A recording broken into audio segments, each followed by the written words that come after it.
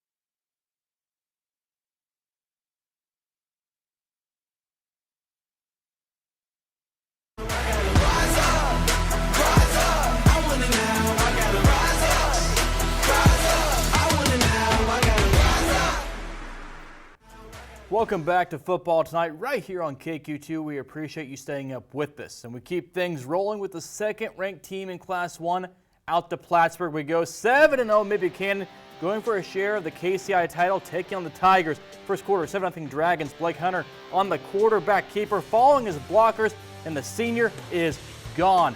Touchdown Mid-Buchanan, PAT good. Dragons go up 14-0. A little later in this one, after forcing a turnover on downs, Tigers trying to get something going against a really good Dragon defense, but Mid-Buchanan swallows them up, unable to get much going throughout this ball game.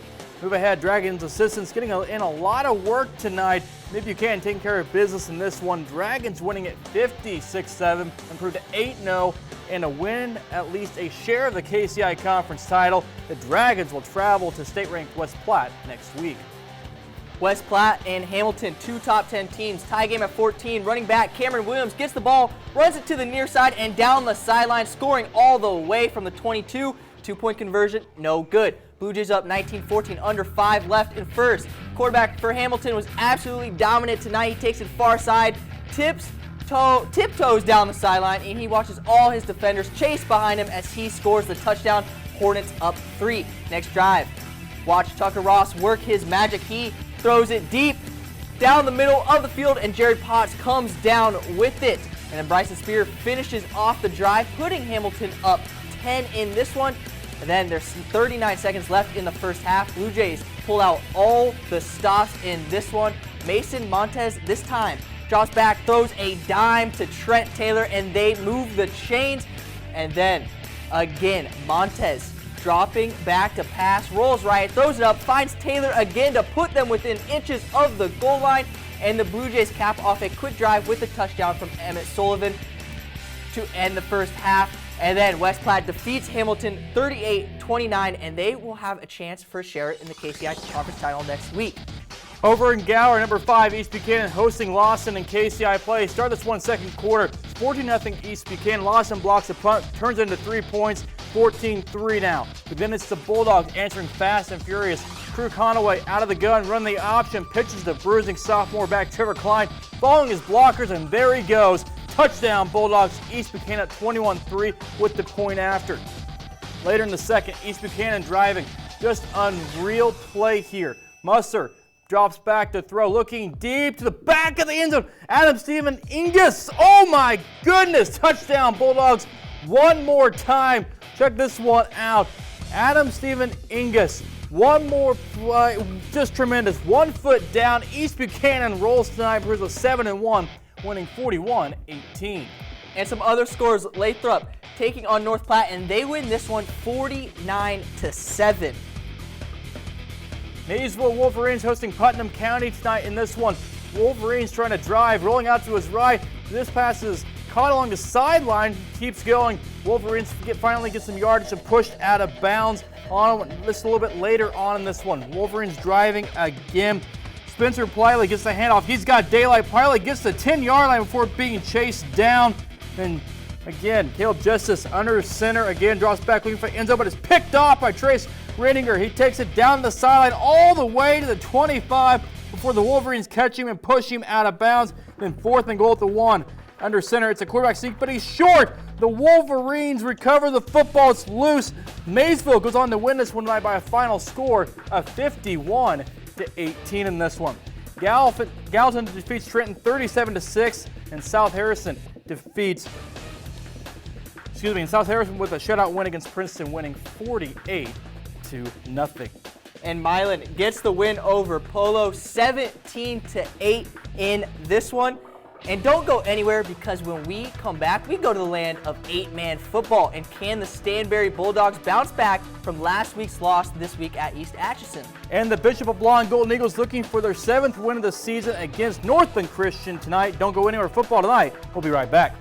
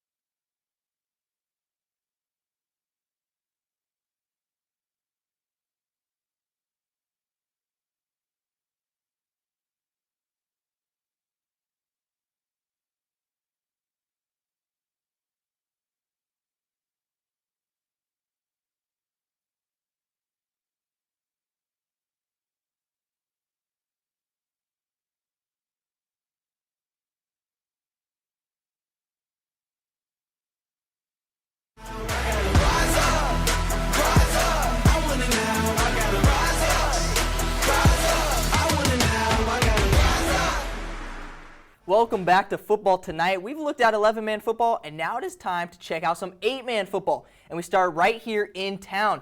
Bishop LeBlanc Golden Eagles hosting the Northland Christian Trailblazers in this one. First Blazers possession. Seth Martin drops back. Hits Dante Birch on the screen. Birch goes to work, cuts outside, makes a defender miss right there, and then lunges forward to get near the 5. Later in the drive, Martin throws. Landon Gardner picks it off. LeBlanc takes over on offense. Now, later in the quarter, Bishop LeBlanc going to work. Gardner in the gun, scrambles to his left, looking for end zone, lowers his shoulder, gets big contact there by Birch, but he gets in for the touchdown, and Golden Eagles again on offense, and Reggie Love gets in for this one, and the Golden Eagles take this one 80-26. And joining us is the man of the hour, the head coach of Bishop LeBlanc Golden Eagles, with Planty the potted plant behind him. I don't know what that is.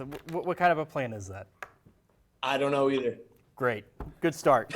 Chuck Davis joining us now, the head coach of Bishop LeBlanc Golden Eagles. They are now 7-1 on the season. A big win for you guys tonight. Again, just overall, what'd you see? I saw a lot of speed from Dante Birch. That kid is legitimately fast. Not enough things can be said about Landon Gardner's performance, obviously. I don't know how many touchdowns he was responsible for, but it was a ton. 4 interceptions. 1 was a pick 6. The dude can play.